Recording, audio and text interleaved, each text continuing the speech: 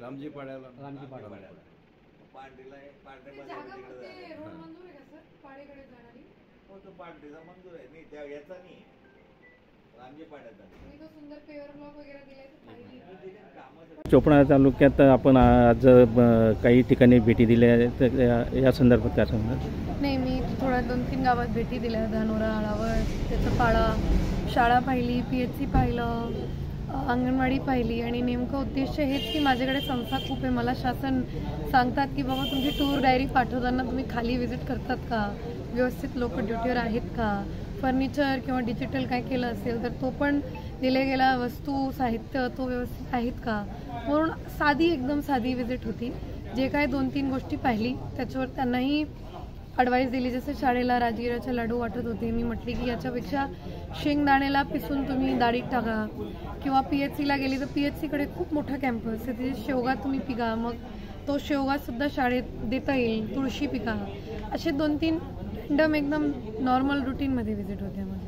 Madam, एक paid माँ के नाम या जे उपक्रम राबवले जाते याचं जिल्ह्यामध्ये कशी पोझिशन आहे? उत्स्फूर्त प्रतिसाद आहे. एक पेड माँ के नाममध्ये जळगाव राज्यात पहिल्या नंबरवर चाललं. आणि आपण म्हणजे मला वाटते पहिला जिल्हा असेल जिथे प्रत्येक आमदारांनी, खासदारांनी सेवा पंधरवाडीत सुद्धा प्रत्येक शाळेला जाऊन किंवा PHCच्या क्षेत्रात जाऊन त्यांच्या आईच्या नावाने झाडं लावले. आपण 17 सप्टेंबरला 5 लाख झाडे एकत्रित जिल्ह्यात लावले. त्याची ऑनलाईन नोंदणी करणे. ऑनलाईन नोंदणी कशाला की बाबा ही झाडे आज लावले उद्या मरून नाही गेले पाहिजे, म्हणून त्याची नोंदणी करून त्यांचे वाढदिवसही साजरा करणार आहोत अशी प्लॅन. मुख्यमंत्री ग्राम समृद्धी ही जी योजना आहे पंचायत राजची, त्या संदर्भात काय सांगणार? मुख्यमंत्री ग्राम समृद्धी योजना म्हणजे महाराष्ट्र पहिला राज्य होतं जिथे पंचायत राज त्यांनी शेप घेतली होती. आणि आज समृद्ध पंचायत राज अभियान ही हेच पंचायत प्रत्येक दृष्टिकोनातून समृद्ध झाले पाहिजे. अंगणवाडी संस्था समृद्ध झाली पाहिजे, ग्रामपंचायत समृद्ध झाली पाहिजे, शाळा समृद्ध झाली पाहिजे, शेत समृद्ध झाले पाहिजे. ह्या दृष्टिकोनातून त्या योजनेला माननीय मुख्यमंत्री महोदयांनी पुढे आणलं.